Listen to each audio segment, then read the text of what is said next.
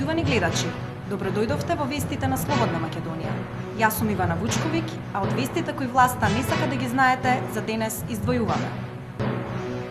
СДСМ едногласно за бојкот.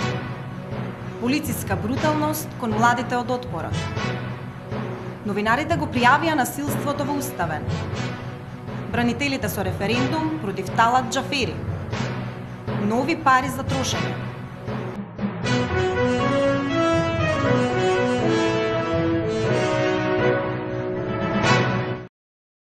На вчерашната седница на Централниот одбор во проширен состав, СДСМ едногласно ги потврди претходно усвоените заклучоци за актуелната политичка криза која ја предизвика власта. Членовите на Централниот одбор заклучија дека наводниот предлог на ВМРО-ДПМН е провиден маневр, кој не демонстрира политичка волја за нормализирање на состојбите, туку представува смислена провокација за здружената опозиција. Сојузот за еднината не одлучи да ги бојкотира предстојните локални избори, затоа што немаше време да состави кандидатски листи, туку оваа наша политичка определба е отпор против овој режим и борба за обнова на демократијата, слободата и правдата во земјата. Со оваа одлука на Централниот одбор на СДСМ, недвосмислено се потврдува дека иднината на државата е поважна од која било јавна функција. Заклучоците на Централниот одбор се јасна порака дека изгубениот легитимитет на институциите може да го повратат само граѓаните преку слободни и фер парламентарни избори. Без политички договор за одржување на такви предвремени парламентарни избори, одлуката на СДСМ за бојкот на локалните избори и враќањето на претеничките мандати е конечна. На денешниот протест на отпорот пред Министерството за труд и социјална политика, полицијата насила ги туркаше младите социјалдемократи, но и нивните симпатизери. Додека полицајците ги туркаа младите на СДСМ, дел од нив седнаа на скалата, а пратеникот Јани Макрадули застана во нивна одбрана и успеа да ја спречи полицијата да не ги повреди граѓаните кои протестираат. На протестот пред Министерството за труд и социјална политика, Весна Бендевска од СДСМ истакна дека Министерството не им служи на граѓаните, туку е во функција на партијата на власт. Врв на лицемерието на Спиро Ристовски е кога слушаме како сака да се пали дека со не знам колку проценти зголеми износот на социјална помош. Го повикува да се откаже од својата министерска плата и своите привилегии само на еден месец и нека се обиде со своето семејство да преживе со околу 2800 денари колку во просек изнесува социјалната помош за еден месец за едно просечно европско семејство.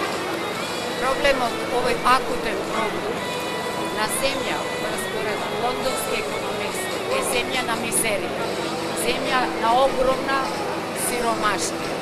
Навистина заслужува посериозен однос од она што значи обезбедени бесплатни карти за опера и балет за оние што во контейнерите се обидуваат да најдат порка суфлет и да го преживеат. И затоа сме тук, затоа отпорот продолжува. Ќе продолжува и од утре со ист големен интензитет. Ќе тропниме на врата на сите режимски институции, кои наместо граѓаните го предпоставуваат режимот на фамилијата на неговото место. Откако Собранието и Министерството за внатрешни работи ги отфрлија представките на ЗНМ со оценка дека се било законски во отстранувањето на медиумите од новинарската галерија во парламентот, Друженијето на новинари Правдата сега ја бара пред Уставниот суд, убедено дека во случајот е повредена слободата на изразување, гарантирана и со Уставот и со Европската конвенција за човекови права. Новинарите немаат непосреден допир со председателот на Собранието, ниту со претениците, така што не е јасно зошто се отстранети. Стои во барањето на ЗНМ испратено до Уставниот суд. Достоинство преку протест ги започна активностите за организирање референдум, преку кој ќе се обиде да ја натера власта да се премисли за министерското место на Талат Џафери од ДУИ, поранешен командант во УЧК.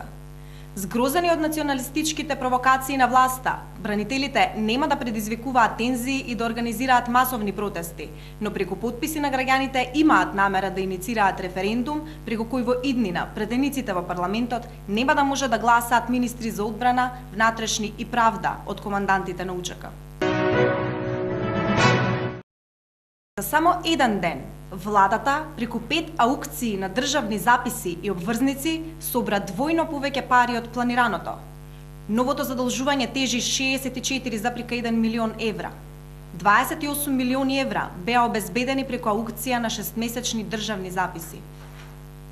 Според предходно објавените проспекти за аукциите, владата планираше да собере 31 милион евра, а денеска државата во реалниот сектор треба да врати 28 милиони евра, пошто во буџетот ќе има нови 36 милиони евра. Според последните податоци за декември, долгот на владата по основ на обврзници изнесува нешто над 805 милиони евра. Салдото за задолжување на почетокот на минатата година изнесуваше 373 милиони евра.